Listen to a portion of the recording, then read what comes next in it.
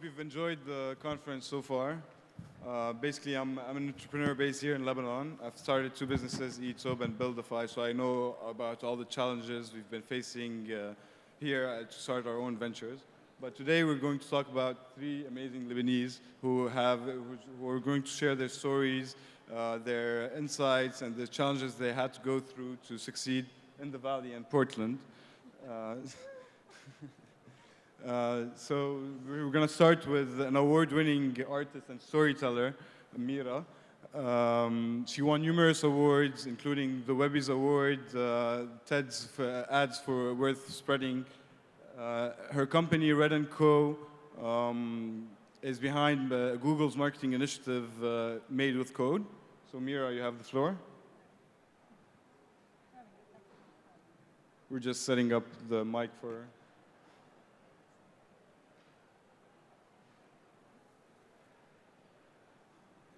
You're good.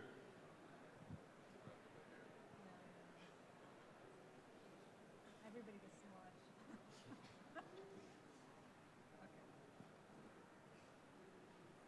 You good? Yeah.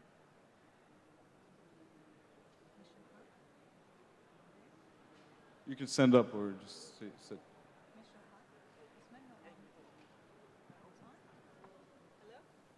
It's not on. Are you sure is there a green light on it?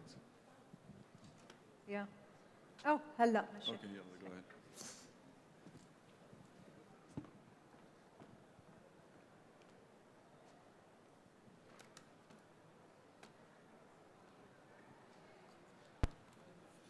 Marvelous chance to win. Her concentration with her powerful serve and her... I feel pretty, oh so pretty. I feel pretty and witty and bright, And I pity any girl who isn't 8 tonight. I feel charming, oh so charming. It's alarming how charming I feel. I'm so pretty that I hardly can believe I'm real.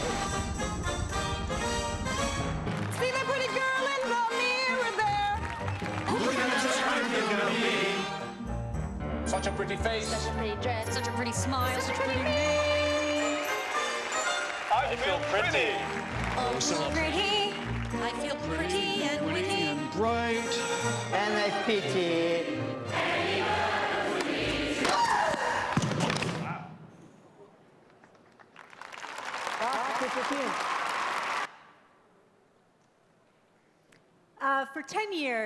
For 10 years, I got to create work like this at Wyden and Kennedy. Wyden and Kennedy is the most respected advertising agency in the world. It was my dream job. Every single ad, every single Nike ad that's ever been done has been done by them. So if you remember any of them, it's them. There, I learned how to build brands, tell stories, emotionally connect to people, inspire them, make them laugh, make them feel something. But most importantly, I learned how to solve challenging business problems. But it was time for a new chapter. Why leave my dream job, a lot of people have asked, to scare myself, to try new things, to develop a new way of working. My name is Mira Adura, and I'm the founder and executive creative director of a company called Red & Co. that exists at the intersection of advertising and technology. Red & Co. was created to help brands solve problems that matter. I thought, what if I can actually tap into my background of solving challenging business problems, combine that with purpose, and then combine it with innovation. Most schools, institutions, and large corporations were built in the Industrial Revolution, and they really haven't evolved fast enough. We're in an age of information, and technology and innovation are changing the way we do everything. So I saw an opportunity.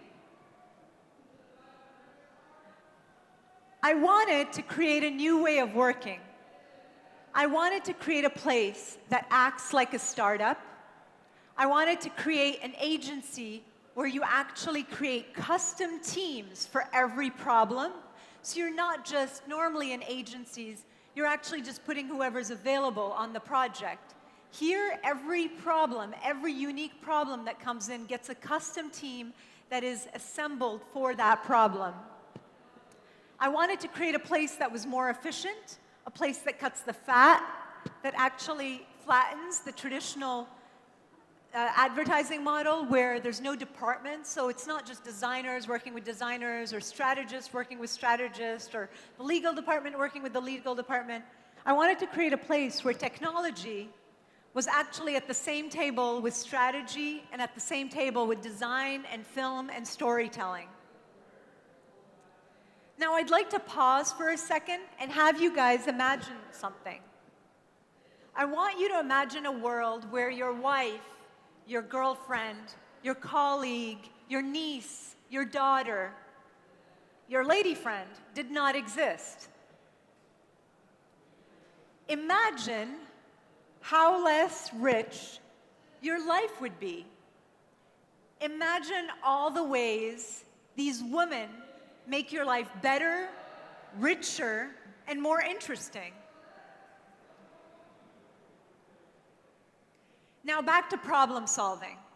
One of the biggest brands in the world, Google, came to Red & Co.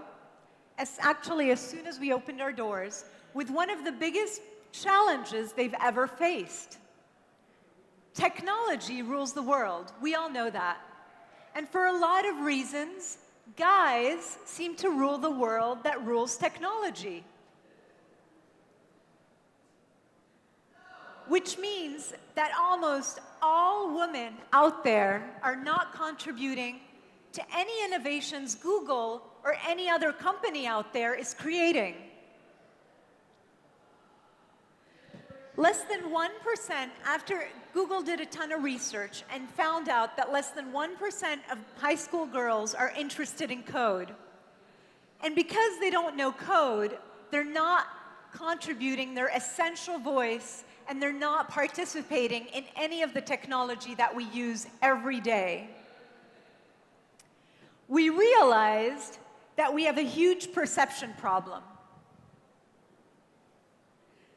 Girls don't code. They see it as abstract, as cold, as boring, for boys alone, locked up in their bedrooms. They think code has nothing to offer them. So how do we change this? How do we create something that would make girls feel empowered to make and to create? Something that would grab their attention and not let go. Something that could grow and have a real impact in the world. We needed to create a movement. We thought, what if we stopped talking about code as an end in itself and started talking about it as a means to something bigger, as a means to something that was way more interesting, that connected code to actual girls' passions? What if we showed girls that code was in fashion, that code was in music, that code was in animation, that code was in humanitarian work, that it can actually save people? What if we showed them that the things they love are made with code? Suddenly, girls were interested. When girls connect code to their interests and their passions, their perceptions of code changes. Girls don't perceive code as a creative act, but when they do, they actually code. We created MadeWithCode.com, a platform for the movement. Google invested $50 million towards creating and sustaining this initiative. Red & Co. created the name, the brand, the identity, the big idea, a website, 13 learning tools to activate girls and get them coding, a film, 12 documentaries to create role models, a directory and access to resources.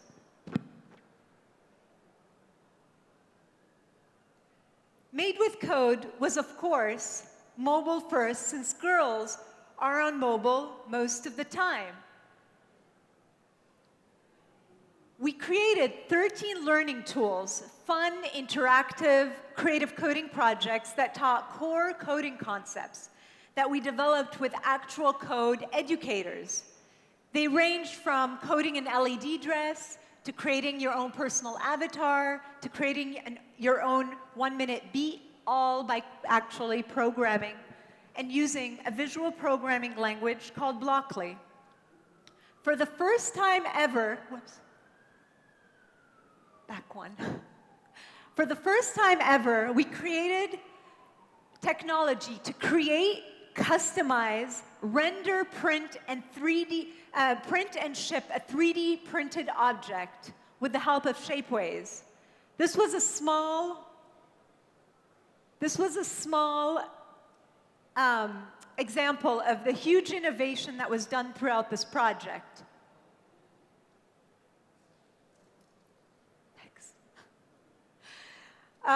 These were examples of the 3D printed bracelets that were created. So coding projects told one part of the story. Coders told another. These girls can't get into a field if they don't have role models. And these role models are so few and far in between.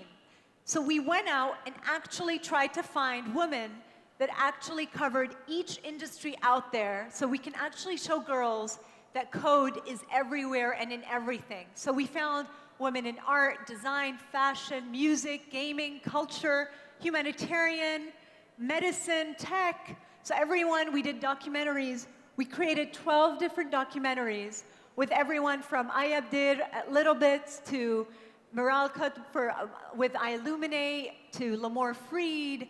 We really tried to get a whole bunch of women that covered a great range of women doing amazing things with code. I don't have time to play any of these documentaries, but if you go either to redandco.com or madewithcode.com, you can see all these documentaries, and they really inspire these girls to show them how powerful code can be and how it could really be in every single passion that they have.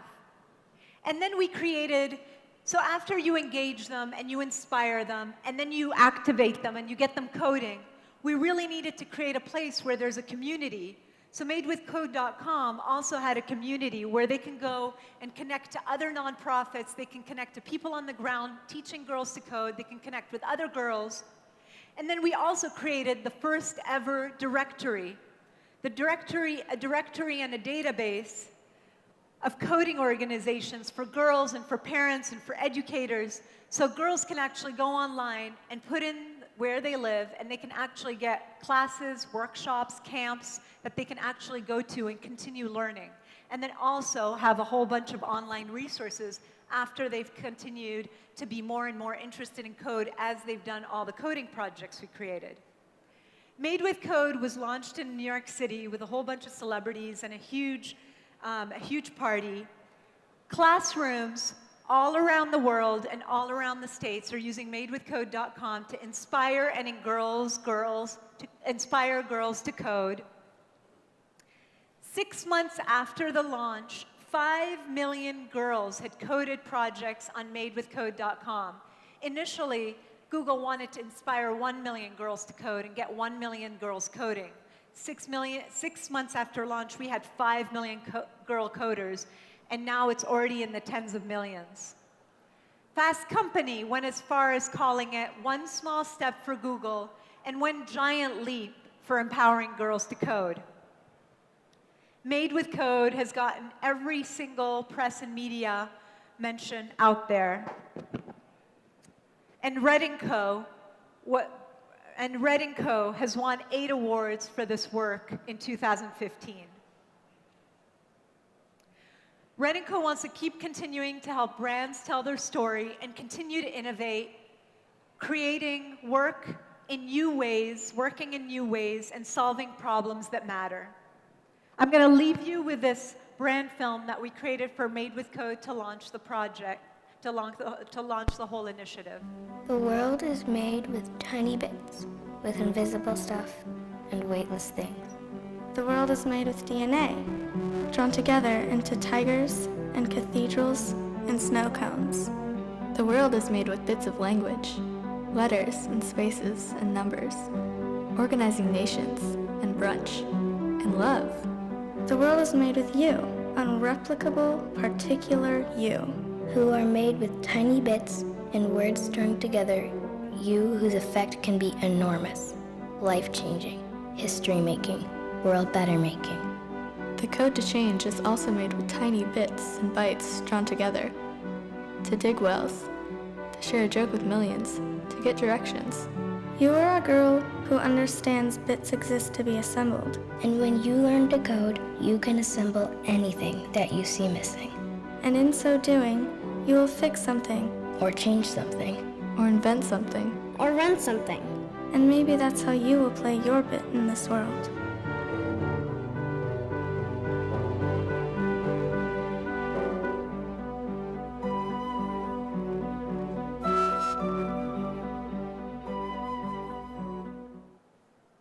Thank you. Thank you, Mira. So our second panelist today is Rani Ali Ahmad. Rani is on the other side of the table. He invested in multiple startups. His Venvest, his venture, is a secondary market opportunity fund. He fundraised over $250 million for several ventures and investment funds. He's based in Southern California and LA.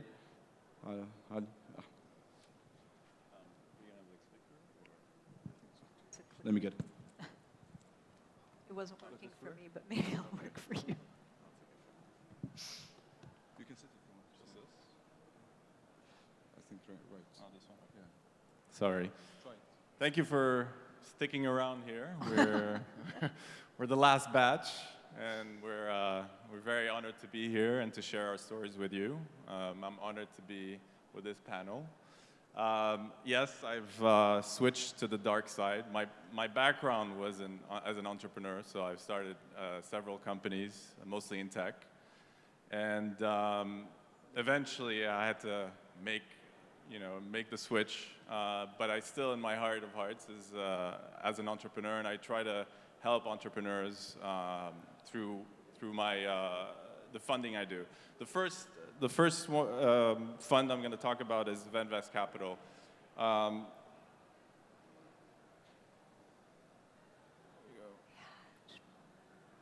I go back? Okay, here we go. So it's a little too early for an ecosystem such as Lebanon because it's a fund that invests in late-stage companies, private, and buys the shares of, let's say, the executive team or early investors. It's a trend right now in the U.S. that's growing very fast, and we try to help the investors in the company and also the actual management by providing liquidity. You got to look at some of these companies that stay private for 6, 7, 8 years. The employees at some point are, the company's valuation is going through the roof, but these guys are not making enough money to support their life, to support, whether they have growing families, whether they have to pay taxes. So that's when we step in, and usually our approach has been through venture capital funds that we work with. We buy the shares of these execs like. Sorry. Watch it. No, like CEOs or VPs, etc. And eventually, within a couple of years, you have an exit, whether it's an acquisition or an IPO. And just to give you an idea, it took almost a decade for, let's say, the Los Angeles market to grow from about 250 million to 10 billion mark. Sorry, for the whole U.S. And then now it's gone to the point where 5 years ago, there's about a dozen or so unicorns. A unicorn means a private company that's valued over $1 billion. And now you have almost 200. So it's a blessing and a curse for the tech market because in one sense you have a lot of success and companies stay private longer, but at the same time the valuations have gone completely out of whack basically. And what we're fearing right now is that there won't be a crash, but there would be some sort of correction, and you're starting to see it in the market.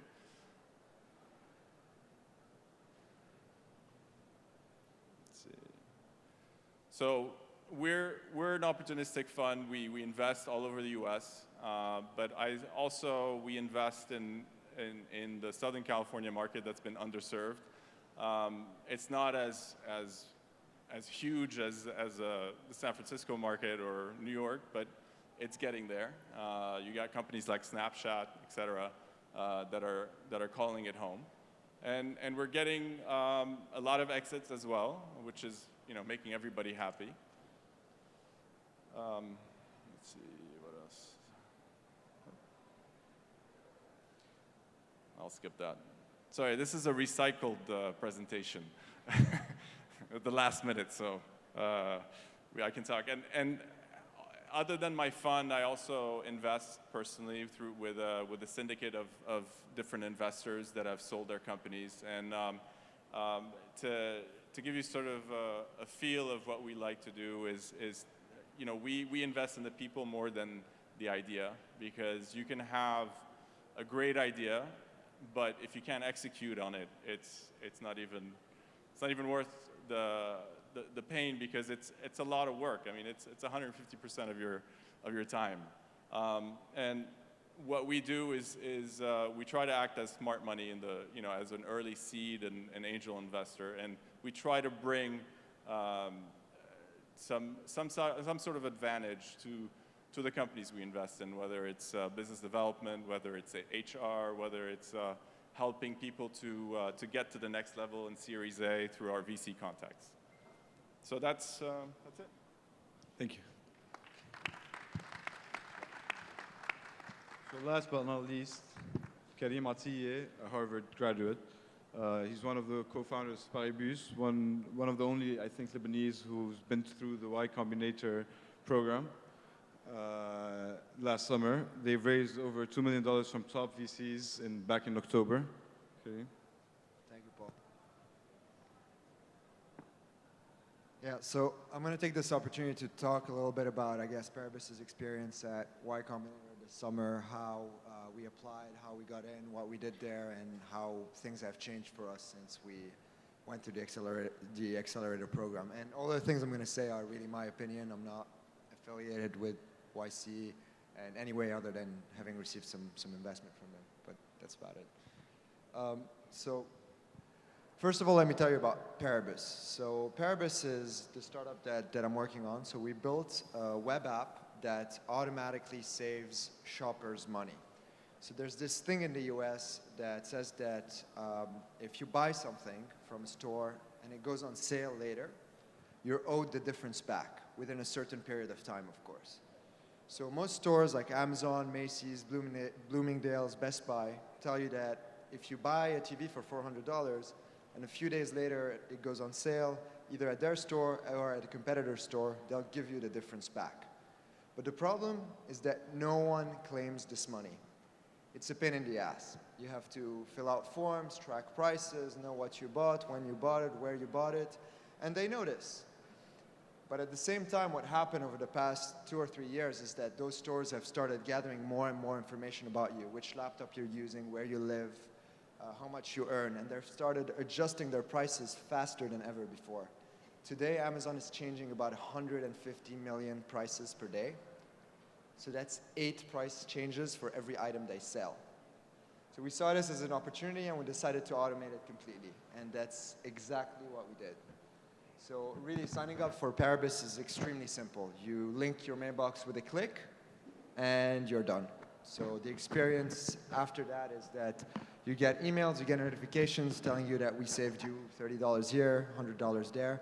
And it adds up. Over the past 3 months, some of our users have saved upwards of $1,000. On average, the figure is closer to probably $20 to $30 a month or something around that. But it's big, and we're hoping to basically make a dent in the e-commerce market in the US and the way it works. But back to the real topic, which is what we did this summer and how our company completely changed. So this is actually a little bit about how Paribus works. So the way we do it is we sync with your inbox, we track your receipts, we track the prices of the items you bought, we track the policies of the stores, and whenever we detect an opportunity to save you money, we automatically contact the stores on your behalf. So we act as your agent, get you that money, and we take a percentage. That's how we're making money. And so I'll talk a little bit about Y Combinator. So back in May 2015, so 6 months ago, we had about 1,000 users. Those users were our friends, families, people from college that we knew that were willing to help us out and try out our app. But we really needed to, I guess, grow past the friends and family stage and see if we could make this into a big consumer app. So we tried our luck. We said, okay, let's apply to Y Combinator. We also applied to TechCrunch Disruptor on the same time and worked very hard on our app with some alumni and got in. And after we got in, we realized that really there were two big key questions that they really cared about, which we didn't know at first, which is, one is when they interview you and when they evaluate you, they really ask two questions. It's like, can this be a billion-dollar company one day? And the second one is, why should we take them now? Why can't we wait 6 months? And basically what you want to do is not give them a reason to say we can wait 6 months and make them believe that you're going to become a $1 billion company very soon and that they need to jump on the opportunity now. So in terms of advice, I would say like the size of the market is definitely important. If you're an Uber for dogs or like a Tinder for cats or something that's really niche, it's not going to fly. So try to really pitch your idea as something completely new as opposed to X for Y. And the second one, I guess, on the why should we take them now, I would say it's very, very important to show that you really understand your first users, how you're going to get your first 1,000 or 10,000 users, or if you're an enterprise company, B2B company, how you're going to get your first client, your second client. And more, they really look for you to have gotten it, as opposed to think that, look, I'm going to build this great marketplace and people are just going to come because it's amazing. Because the ideas no longer matter, and they really care about this. But what's more important than this is the actual program. So you would think that an accelerator program, they're going to help you a lot, give you mentorship, give you like courses, classes, teach you how to code. They really don't do much. You get as much out of it as you put in. What they do, the only formal thing that they do is weekly meetings and weekly speakers coming to speak about their experiences. People like Brian Chesky from Airbnb, Peter Thiel from PayPal. And they just come, share their experiences, anecdotes, and they let you get back to work. So really most of the time that we spent there was in a house that we rented in Menlo Park, where there's nothing to do other than code all day and try to make it through the week, and meet with our mentors and the partners every week to tell them what we did to improve our key metric. And for us, that was user growth. So we started with 1,000. We had the goal of hitting maybe 20,000 by the end of the program. It was very, very, very ambitious, but we thought we could do it. We had just gotten started.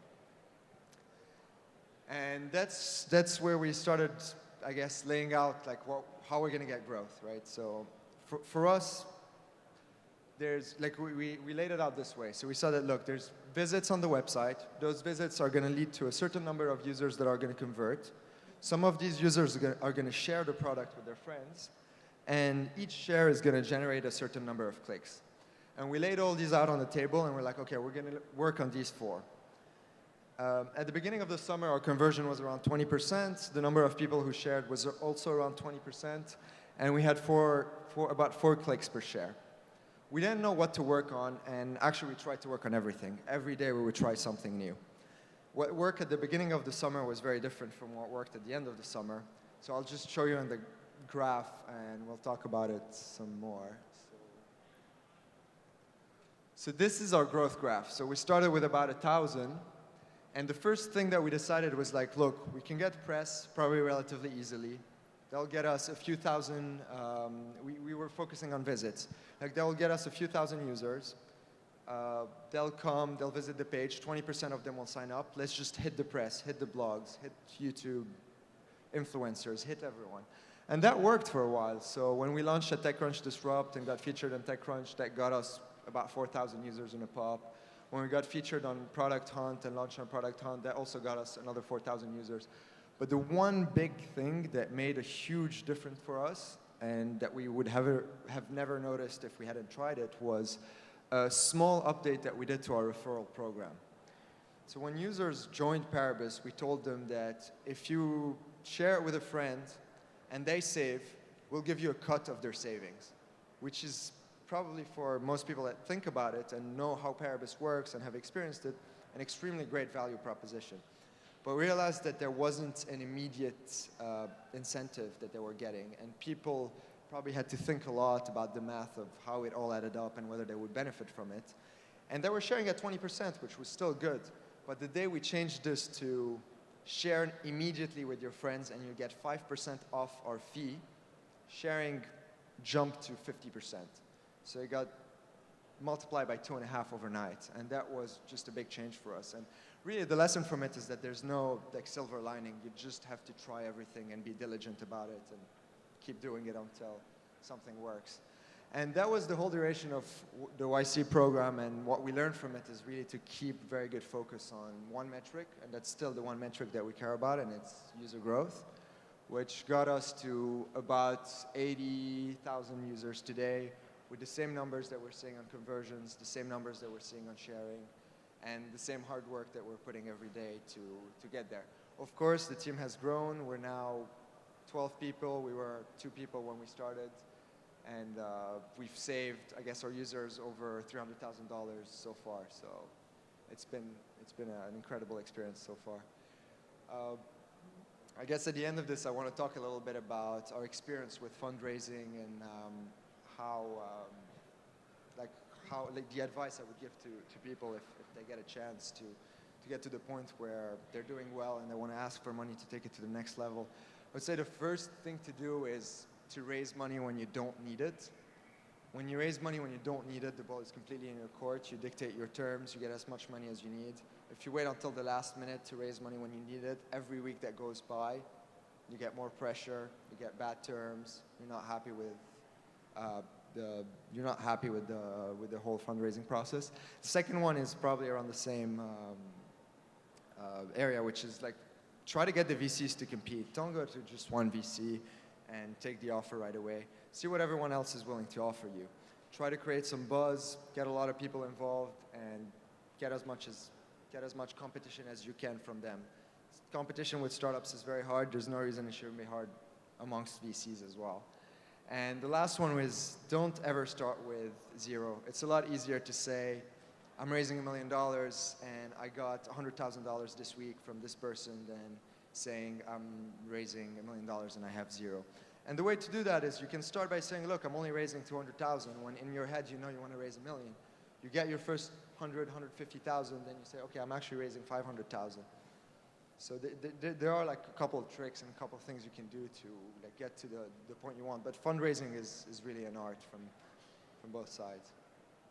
And so just to give you an example, I mean, we didn't have to go through a long process when we did our fundraising. Of course, we had the benefit of having YC stamped and the vetting, but this is pretty much how we raised our money. We said, we need $2 million. This is what we're going to do. We don't have more time to build like a long slide deck. We're working very hard. Look, our numbers show it. We're doing very well. And we were able to raise $2 million within 3-4 days and get back to work, which is what we really wanted to do at the end of the day. Because that's what's important. And that's it. So thanks for having me. Sure do as well. We're going to have some questions to the 3 panelists. Sure, we'll start with you, Mira. want. Sure. Ladies first. Ladies first. So one question that I might have is, we've seen how successful you are. You've closed big names. You've done campaigns for Google, Nike, and other companies. But what did it have to take? The challenges, the sacrifices that you had to go through to achieve that? How long do you have?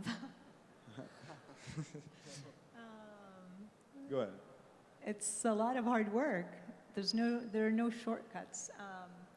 It's a lot of hard work. It's a lot of persistence and hard work, and just keeping at it. And I always say this to people, like, you can't have everything you want all at the same time.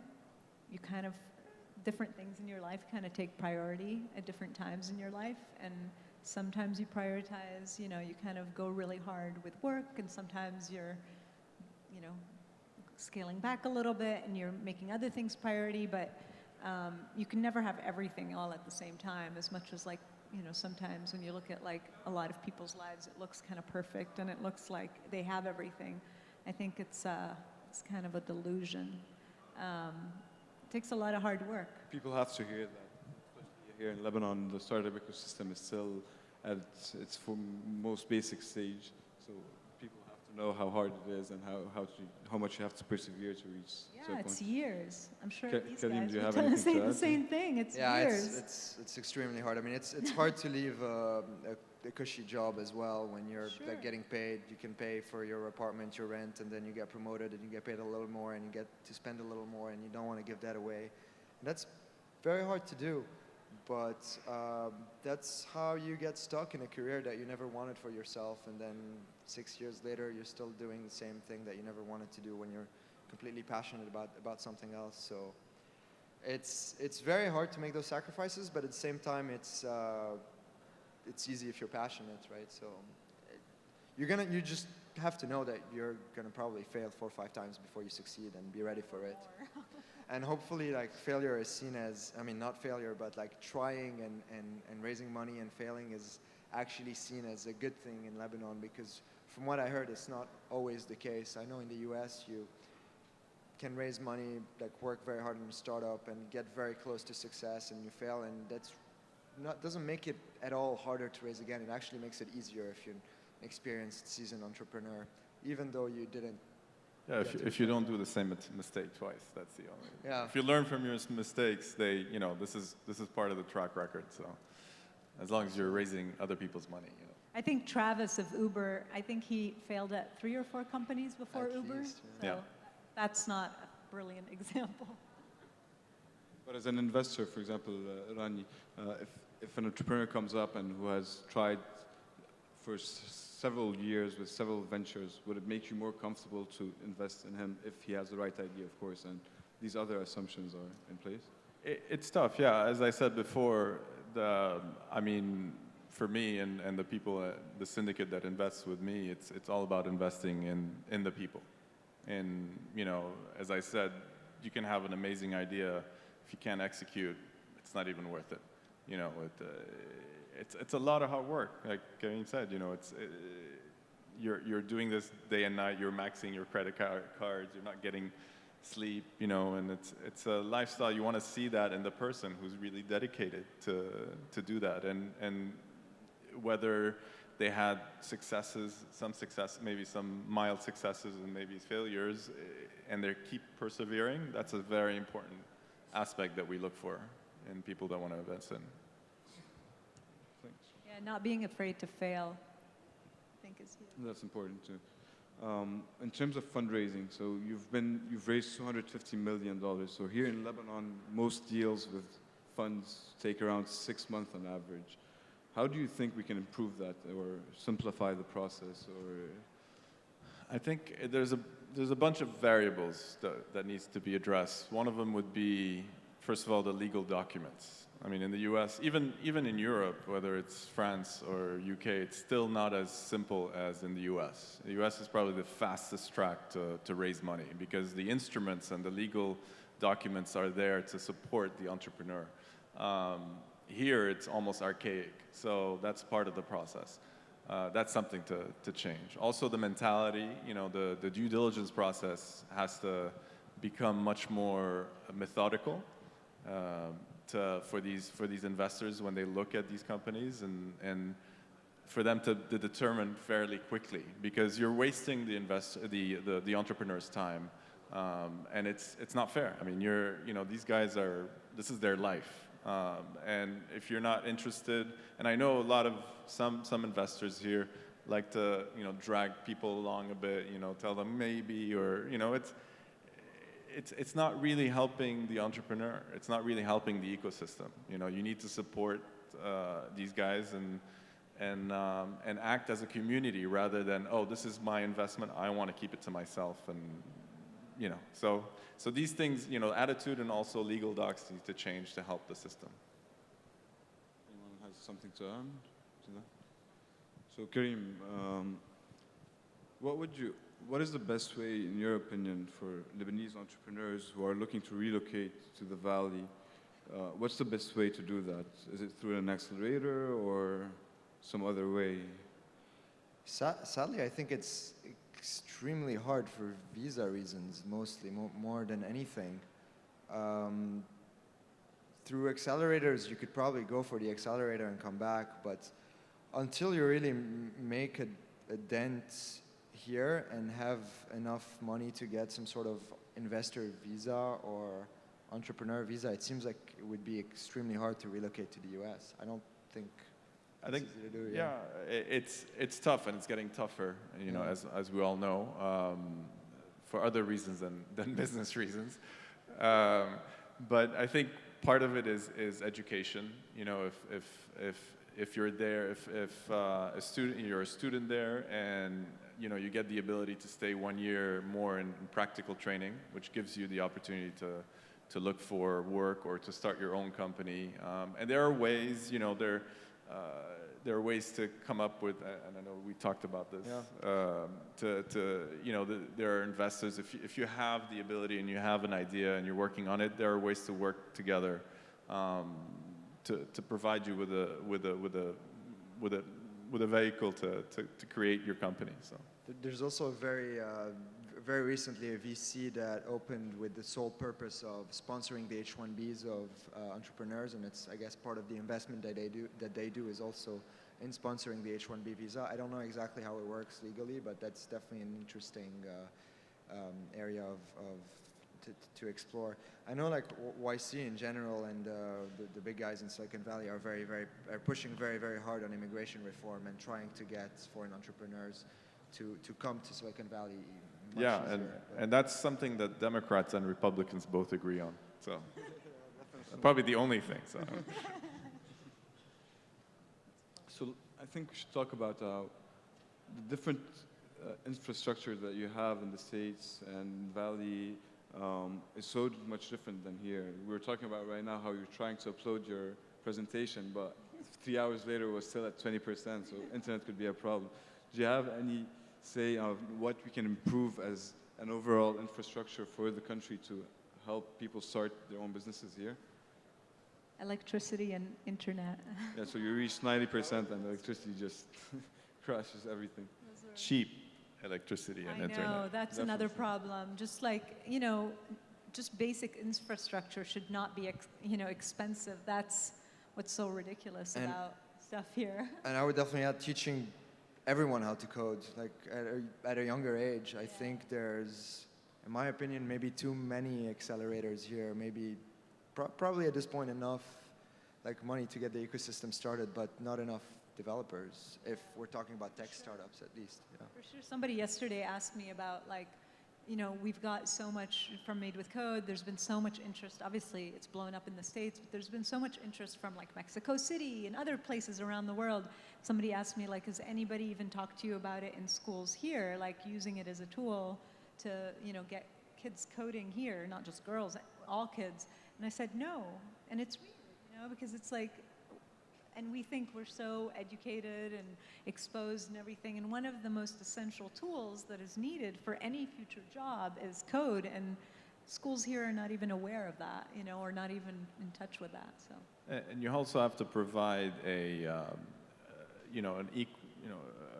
a good pay for these coders not to go outside, not to go to Europe, not to go to the States, because you can't. So much money. Yeah, I mean, you have to pay for that and create that, give them the incentive to stay here and to help create that ecosystem.